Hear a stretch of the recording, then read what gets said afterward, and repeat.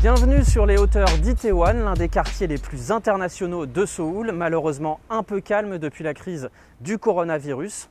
L'usage veut que l'on qualifie une société de multiculturelle lorsqu'au moins 5% de sa population sont des résidents étrangers. La Corée du Sud était sur le point d'accéder à ce statut avant la crise sanitaire, avec 2,5 millions d'étrangers résidents environ sur une population d'un peu plus de 50 millions d'habitants. Les Chinois, dont ceux très nombreux d'origine coréenne, constituent de loin la plus grande communauté, suivie des Vietnamiens, des Thaïlandais, des Américains et des Japonais.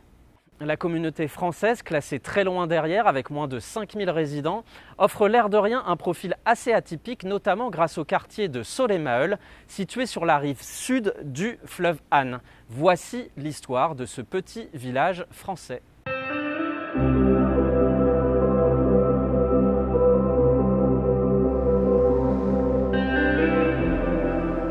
C'est à Itaewon que vit la poignée de Français de Séoul jusqu'au début des années 80. La Corée, en plein boom économique et démocratique, s'ouvre alors sur le monde et va accueillir de plus en plus de nos copains et copines, ingénieurs, commerciaux, notamment pour Carrefour, Renault ou Alstom, lors de l'adaptation du TGV qui est devenu ici le KTX, Korean Train Express. Ces immigrés ont souvent des enfants, ce qui fait sens, des enfants qu'il faut scolariser. En 1981, la petite école d'Itaewon obtient un terrain un peu plus vaste sur l'autre rive de la capitale. La petite troupe déménage. C'est la naissance du village français de Soleil-Maeul. L'urbanisation de Séoul s'est développée du nord vers le sud, ce qui explique l'environnement beaucoup plus moderne de ce côté du fleuve Han. La colonne Maurice typiquement parisienne annonce l'entrée du village. Mais attiré par la nature, la verdure est totalement rebelle, je décide d'entamer mon exploration par la colline qui surplombe le quartier français. Cette butte, officiellement baptisée Parc Montmartre, annonce la couleur dès l'entrée, référence française en tout genre.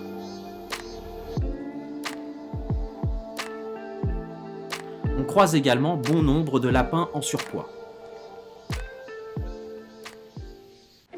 Sorti du parc, je découvre des rues calmes, des résidences assez cossues que la diaspora française a investies il y a presque 40 ans. Ils sont aujourd'hui plusieurs centaines à vivre derrière ces murs de briques rouges, typiques de l'architecture coréenne.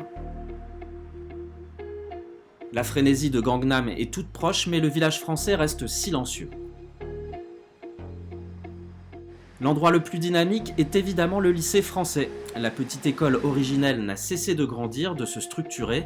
Aujourd'hui, de la maternelle au lycée, l'établissement propose à quelques 500 élèves, dont 70% de Français, un enseignement homologué par le ministère de l'Éducation nationale. À noter leur initiative, en collaboration avec les autorités locales, d'installer des plaques de rue à la française, au nom de figures historiques et contemporaines. Parmi les plus récentes, je n'ai pu retrouver Zinedine Zidane. L'immeuble où sa plaque était posée a apparemment pris un gros tacle. Désolé, mais on touche pas à Zizou, carton rouge direct.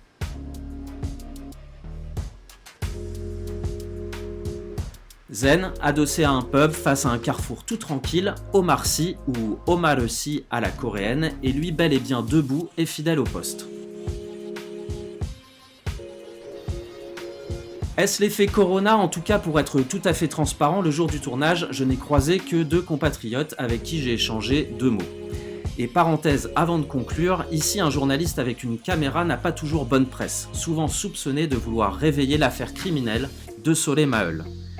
Celle impliquant en 2006 un couple d'expats français dont 2 des bébés, tués par l'épouse, avaient été retrouvés congelés dans le réfrigérateur familial.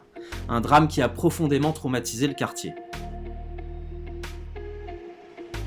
Fin de la parenthèse affaire criminelle, transition évidemment compliquée, plus léger, plus futile, plus cliché. Pour terminer, oui, j'ai rencontré peu de Français, mais les enseignes et noms de commerce bleu-blanc-rouge sont presque partout ici.